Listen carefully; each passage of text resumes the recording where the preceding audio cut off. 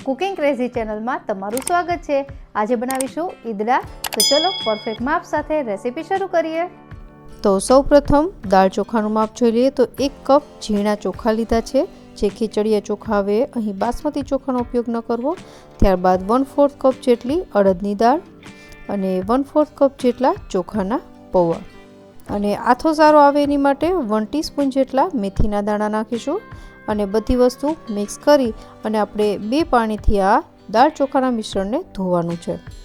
અહીં આપણે જે દાળ ચોખાનું માપ લીધું છે એ ઈદડા માટેનું છે, એટલે કે ઇડલી અને ઈદડા આ બંને વસ્તુ અલગ છે, એટલે બંનેના દાળ ચોખાનું માપ પણ અલગ અલગ હોવાનું। તો અહીં આ જે વસ્તુ છે એ ઈદડા માટેની છે।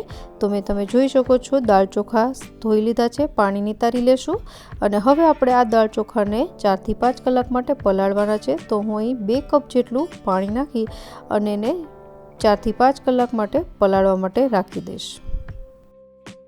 તો 4 થી 5 કલાક થઈ ગઈ છે। તમારી પાસે વધારે ટાઈમ હોય તો તમે વધારે વાર પણ પલાળી શકો।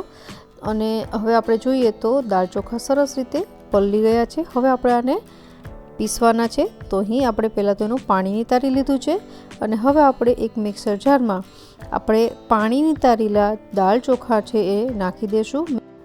મેં અહીં નાનો મિક્સર જાર લીધો છે, એટલે એમાં સમાય એવી રીતે નાખીને ત્યારબાદ અડધો કપ જેટલું ખાટું દહીં લેવાનું છે। દહીં ન હોય તો ખાટી છાશ પણ ચાલે। અને હવે આપણે આને સરસ રીતે એકદમ ફાઇન પેસ્ટ બનાવી લેશું। તો તમે જોઈ શકો છો કે મેં પહેલી બેચ છે પીસી લીધી છે અને આ ટાઈપનું બેટર છે એ મારી પાસે તૈયાર થઈ ગયું છે। તો આને હું એક વાસણમાં ટ્રાન્સફર કરી લઈશ અને આવી જ રીતથી બીજી બધા બેચમાં દાળ ચોખા છે પીસી લેશું। અને દર વખતે ખાટી છાશ કે દહીં ઉમેરતા જવાનું, એ ખાસ યાદ રાખવું। ખાટી છાશ અને દહીં છે એ તમારા ઈદડાના બેટરને ફર્મેન્ટ થવામાં, એટલે કે આથો લાવવામાં ખૂબ જ મદદરૂપ થશે। તો તમે જોઈ શકો છો કે મેં આવી રીતે અલગ અલગ બેચમાં પીસી લીધું છે અને હવે આપણે આ દાળ ચોખાનું મિશ્રણ જે આપણે પીસીને તૈયાર કર્યું છે એને આપણે 7 થી 8 કલાક માટે આથો લાવવા માટે રાખી દેવાનું છે। તો 7 થી 8 કલાક થઈ ગઈ છે। હવે આપણે જોઈ લઈએ તો એકદમ મસ્ત આથો આવી ગયો છે અને તમે જુઓ તો હું બેટરને એકવાર ચમચેથી ચલાવી અને બતાવી દઉં તો આ ટાઈપનું બેટર છે મારી પાસે તૈયાર થઈ ગયું છે। હવે આપણે આમાં સ્વાદ પ્રમાણે મીઠું નાખી દઈશું અને મીઠું નાખ્યા બાદ એને સરસ રીતે ચલાવી લેવાનું છે।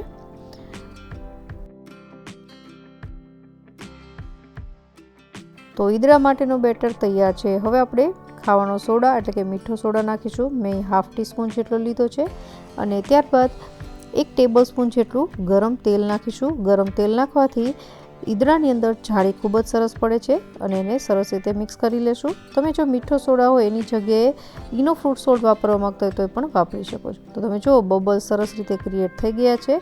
તો આપણે એક તેલથી ગ્રીસ કરેલી થાળીમાં ફટાફટથી આ બેટરને રેડી દેવાનું છે। તો આ કામ થોડું ફટાફટ કરવું અને ત્યારબાદ થાળીને આવી રીતે ટેપ કરી લેવાની, જેનાથી એર બબલ્સ નીકળી જાય। અને હવે આપણે આની ઉપર લાલ મરચું અને મરી પાવડર છે છાંટી દેશું। ટોટલી ઓપ્શનલ છે, તમને ન ગમે તો ન નાખો તો પણ ચાલે।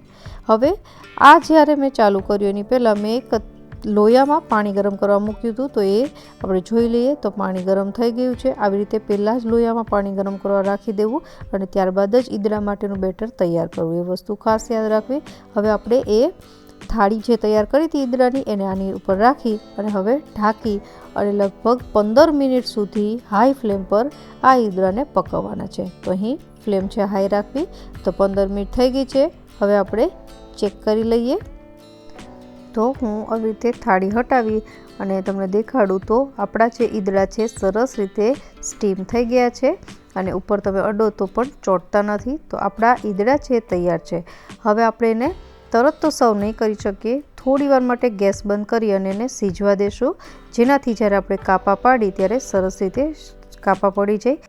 તો હવે લગભગ 5 થી 7 મિનિટ પછી મેં થાળીને લઈ લીધી છે અને તમે જુઓ તો ઈદડાએ થાળીની સાઈડ છે છોડી દીધી છે। તો હવે આપણે આને આડા અને ઊભા છે કાપા પાડી લેશું।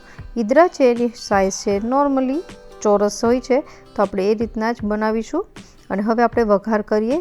તો મેં અહીં એક વઘારિયામાં તેલ 1 ટેબલસ્પૂન જેટલું ગરમ કરવા રાખી દીધું છે અને તેલ ગરમ થાય એટલે 1/2 ટીસ્પૂન જેટલી રાઈ નાખવાની અને રાઈ તતડે એટલે 1/2 ટીસ્પૂન જેટલી હિંગ અને થોડા મીઠા લીમડાના પાન અને 1 તીખું લીલું મરચું અને આ વઘારને આપણે ઈદડા ઉપર રેડી દેશું અને ઉપરથી થોડા કોથમીરના પાનથી ગાર્નિશ કરી લઈએ તો આપણા ઈદડા તૈયાર થઈ ગયા છે.